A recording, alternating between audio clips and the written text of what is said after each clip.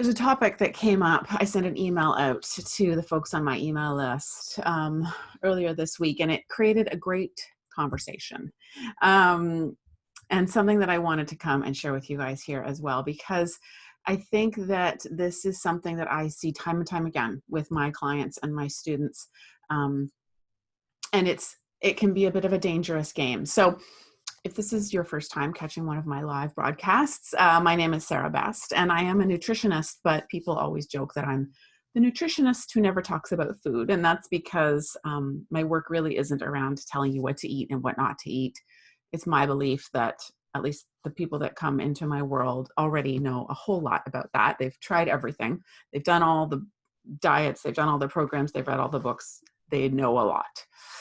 It's the doing it where they get stuck, right? The staying consistent, the staying on track, the old habits and patterns, the self-sabotaging, right? Doing really well all day and then falling off track at night. Like it's these old, what I call what's going on up here, your old operating system. That's what I focus on. That's the work that I do, helping people reprogram and rewire that. So we talk a lot in my programs and with my clients about weight loss, about changing our relationship with food. And something that I see again and again, and this is why I shared this in sort of a personal email to my list the other day, is I hear people say things like, I can't wait. When I'm thin, I'm going to run a marathon. When I'm thin, I'm going to wear whatever I want to wear. When I'm thin, I'm going to feel so confident and powerful and sexy. When I'm thin, I'm going to stop obsessing about food, right? That's going to be the best thing about being thin. I won't have to obsess about food anymore. It'll be easy. I won't have to think about this anymore. When I'm thin, I'm going to be happy. When I'm thin, I'm going to feel at peace. When I'm thin, I'm going to really love myself and my body. And they might not even say these things like word for word, but woven into the messages they send me and the questions I get and the emails I get, is this underlying idea. I can feel it. I can feel how much they want to lose the weight. And the reason is because there's this, when I'm thin, I will at the end of it, right? There's a reason they want to learn the weight. They lose the weight. They believe that if they lose the weight, if they reach their weight loss goal, if they're thin, they believe that is going to bring happiness, that is going to bring peace, that is going to bring joy, that is going to bring self-confidence, that is going to bring a sense of, I'm going to wear whatever I want to wear, I don't care. That it's going to unlock this different version of themselves. And I get it. Believe me, I get it. I was right there with you. I get it 1000%. But it's a dangerous game to play. And let me tell you why. When we make our joy, our peace, our sense of self-love, when we make that contingent on external factors like the number on a scale, like the size and shape and proportions of your body, like the size number in the label of your clothes, when we make our joy, our peace, our self-love, our confidence contingent on those things, we are playing a very dangerous game because we are giving away all of our power to that thing, to the scale, to the size and shape of our body, to the size label in our clothes, right? We've decided that we must meet a certain criteria before we deserve any of those things, before we deserve to feel happy, before we can stop obsessing about food, before we can wear whatever we want to wear, before we can really feel confident in ourselves, before we can truly love ourselves. And we've decided that we must meet these criteria. These external factors must come to fruition before we can have those things. And that's a very dangerous place to be, right? Because now you're not in control of how happy you feel, of the joy in your life, of the peace in your life, of how you show up in the world.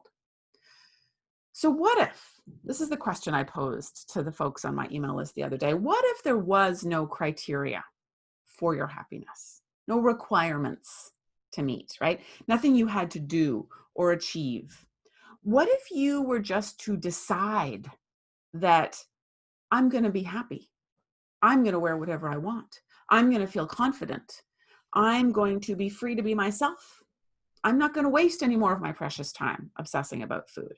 I'm going to truly love myself. Because the truth is, there is no correlation between any of these things and the shape, size, mass of your body. There isn't. We are creating that connection in our minds, but those two things do not exist. You can decide right here, right now, today, that you are going to claim those things. And here's what else I want to say about it. And I was talking to the folks over in my Change Your Brain, Change Your Body program about this the other day, that I think there's this belief, and I used to hold this belief, that there's two lanes. Either you are working on reaching a goal, whether it's a weight loss goal or a health goal or an exercise goal or whatever. You're working towards this. So you're in transformation. Or you are happy and content with what is. And I used to believe that those were two separate things, mutually exclusive things. You had to pick a lane, right? Either you are trying to change and transform and improve and meet some goal, or you are happy and delighted and grateful for where you are right now and in love with where you are right now. And what I've learned is that I was very, very wrong about that. That those two things, not only can you hold those two things at exactly the same time, but one is actually required for the other. And let me explain. You can, and I know this now to be true because of personal experience, you can at the very same time have big dreams and goals and things you want to accomplish and things you want to change and ways you want to grow and transform. And at the very same time, be utterly delighted and in love with where you are in this moment today, on your journey, in your process. Those two things go together beautifully. And I would argue that one is actually required for the other. If you have big dreams, if you have big goals, if there are things you want to accomplish, if you want to run that marathon or enter the fitness competition or just go on a hike with your family, if you have goals for yourself, one of the only ways that is the only fuel source, shall we say, that is going to help you on that challenging journey is a deep reservoir of self-love. The only thing that is going to fuel you when temptation strikes, when people in your life try and push you off course, when you're tired, when you're stressed, when you're overwhelmed, when, the snacks in the cupboard just feel too overwhelming, when you just want to give up. That's going to happen. And the only thing strong enough to fuel you during that time is this deep, deep love for yourself, this sense that I am worth it, that the future, the dream that I have for myself, for where I know I could be, for what I know I could claim for myself is big enough. I am worth it enough to push through this, to keep going even when it's hard, because the love that I have for myself, the delight, and I mean like in love with myself. I'm so in love with myself and where I am right now and who I am right now and what my body is right now, that is enough to fuel me to where I want to go next. Does that make sense? So that not only are these two things not separate, but they are required. When we are constantly in this place of like, I need to do more, I need to lose more weight, I need to try harder, I need to be better, I'm not doing enough, then you have what I call the mean voice talking to you, right? You're not doing enough, you're not good enough, you're failing again, you're pathetic, whatever your mean voice says to you, we all have that mean voice talking to us. And that mean voice will take you out of the game, right? It will sabotage you. It will cause you to feel like there's no point in doing this. I'm never going to do it enough. I'm never going to get there. I deserve this treat. I might as well, I've already screwed up the day. I might as well eat all the things, right? You've been there. The only thing that is going to quiet that mean voice a little bit and allow you to keep going is this sense of deep self-love, right? That no, I am worth it. I am on this journey. I am doing the hard work. I am capable of this. I am somebody who does these things. That is who I am.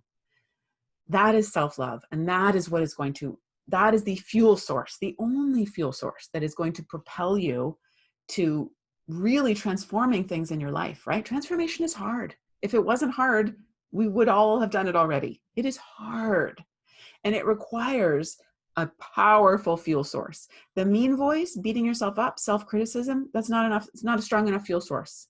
It's just not. I know it's loud, but it's not a strong enough fuel source. The only strong enough fuel source to propel you on this mission is deep, unapologetic, fierce self-love. So I want to encourage you to think about that, and to think about how you can not give up on your goals of transformation, but how can you, while working towards those goals, also decide today that you are going to claim all the things that that transformation promises, right?